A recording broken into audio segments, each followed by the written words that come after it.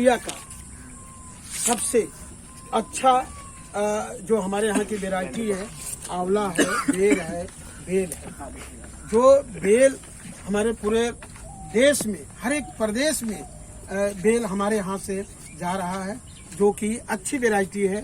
Narendra bell 5, Narendra bell 9 और Narendra bell 7 और Narendra bell 4।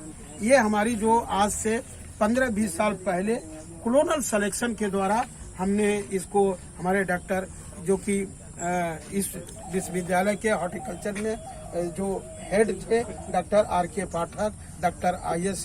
Doctor J. प्रसाद के द्वारा इन लोग ने ये पौधे तैयार किए गए थे। क्लोनल सिलेक्शन वो है कि हमने क्या किया कि हमने जाकर के सर्वे किया, ये जर्म प्लाज को हमने सर्वे किया और वहाँ हमने देखा कि वो क्या उसकी प्रोजनी है, ये क्या उसकी करेक्टर है। उसको हमने पौधे को देखा और फल को देखा कि उसकी क्या क्वालिटी है, क्या साइज है, क्या उसमें उसकी पूरी हमने फिजियोलॉजी, उसकी फिजिकल करेक्टर हमने उसको देखा। फिर इसके बाद केमिकल करेक्टर देखा कि जो कि उसमें हमने TSS देखा, इसके बाद एस्कॉर्बिक एसिड देखा और एसिड देखा और उसमें शुगर निकाला, इसको हमने देखा। उस बेस से हमने जीनोटाइप हम एक लाइन में उसको हमने लिया करके लगाया और उसमें से जो हमारे जैसे NB5 है, हमने एक क्लोनल सिलेक्शन के द्वारा हमने इसको प्रोपोगेट किया और उसमें से NB5 और NB9 और NB7 ये हमारे पौधे प्रचलित हुए और उसी से हमने आज तक पूरे देश प्रदेश में हम उसको बेल का अपने विश्वविद्यालय का जो क्वालिटी है, जैसे नरेंद्र बेल 5 है, इतनी उसकी क्वालिटी है कि आप अगर पक जाता है तो हाथ से अगर दाबेंगे तो उसका सेल टूट जाता है और इतनी उसकी TSS लगभग 35 से 36 या का 38 तक हो जाता है। और इसमें ये क्वालिटी है कि ये मार्केट वैल्यू अच्छी है। जैसे कि हमने आज तक देखते हैं कि छोटा परिवार है, सुखी परिवार है, उसमें अगर बेल हमारा ये साइज 1 किलो से 1.5 किलो तक होता है और ये हम अगर इसको हम फोड़ करके चाहे जूस बनाए तो आसानी से और मार्केट में ये आसानी से बिक जाता है और ये सबसे इसमें क्वालिटी है। और इसमें जो फाइबर होता है, मिसुलेस की मात्रा होती है और बीज की मात्रा बहुत ही कम होता है। उसका जो सेल है, ऊपर का जो कवच है, रूट, वो बहुत ही नरम होता है, हाथ से ही तोड़ देते हैं। और जिसके इसी तरह से आपका ये नरेंद्र बेल 9 है। नरेंद्र बेल 9 जो है ये एक ओबलांग टाइप का है, जिसे कि थोड़ा सा ये गोल होता है, वो थोड़ी सी लंबी, उसकी जो स्टाक है थोड़ी सी लंबी, एक कद्दू जैसे जो छोटा 1 किलो 2 किलो का होता है। ये 2 या 2.5 किलो का ये बेल होता है। इसमें थॉर्नलेस, इसकी पत्तियां में कांटे नहीं होते हैं और ये इसमें फ्रूटिंग बहुत होती है।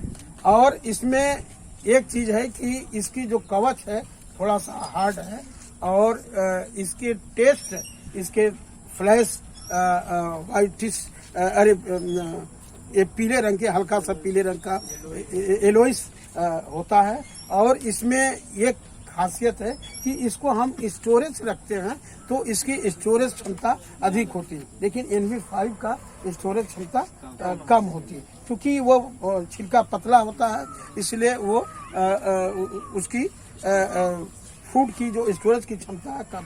और सबसे अधिक एक खासियत ये है कि नरेंद्र बेल 7 ये काफी बड़ा होता है।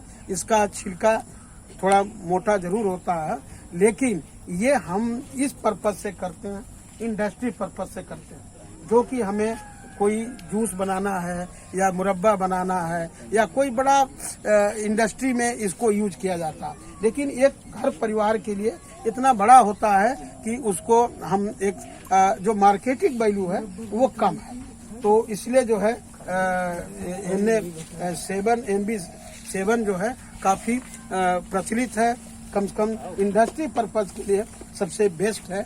उसको अगर आप पौधे को लगाते हैं तो सबसे अच्छा होगा। एक होता है NV4। NV4 जो है इसमें थोड़ा सा ये म्यूसिलेज की मात्रा ज्यादा होती है। आप जानते हैं कि इसकी महत्व, बेल का सबसे बड़ा महत्व है कि होल प्लांट, चाहे पत्ती हो, चाहे जड़ हो, चाहे तना हो, चाहे फल हो, यही एक ऐसा फल है कि 11 महीने तक इसके फल लगे रहते हैं। सरसों जैसे फल शुरू होता है और ये जा करके 3 या 4 किलो केवल 1 महीना डॉर्मेंसी पीरियड में रहता है।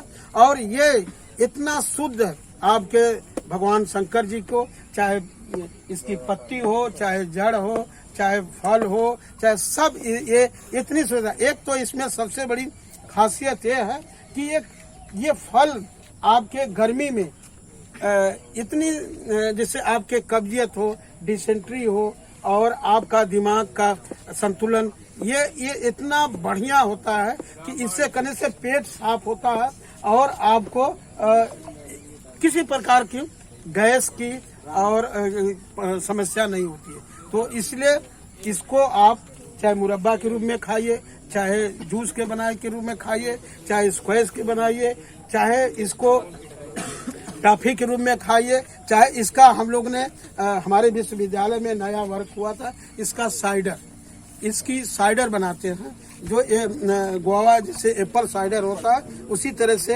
ये गुआवा, ये बेल साइडर होता है। इसमें 7 से 8% एल्कोहल पाया जाता है।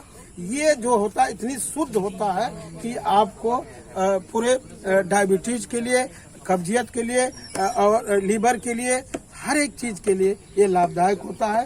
तो आज जो है आप लोगों को बेल की जो हमने इसकी प्रक्रिया है, ये एक और है, क्लोन द्वारा सिलेक्शन करते हैं और पैच बडिंग के आधार पर इसके पौधे कमर्शियल ढंग से ये करते हैं। और ये जब पैच बडिंग लगा देते हैं, कम से कम 3-4 साल में ही ये फल देने लगता है। अगर मैच्योर होता है तो 60-70 केजी तक एक पौधे से होता है। ये हर साल बेयरिंग होती है। और मैंने तो एक नया वर्क स्टार्ट किया है कि इसके फ्लावर के, इसके पत्ती से मैं एसेंस निकाल रहा हूँ और एसेंस के द्वारा हम प्रोडक्ट बनाएंगे।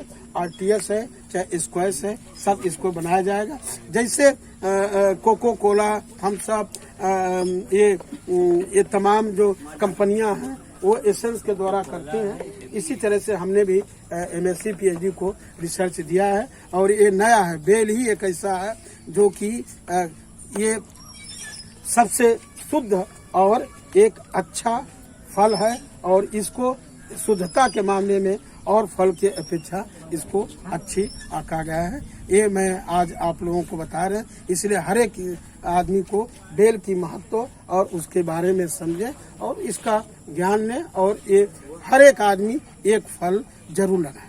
ठीक है, थैंक यू। इसमें एडिटिंग कर लेना, थोड़ी बहुत गलती सही होगी। बहुत अच्छा था। अब ऐसे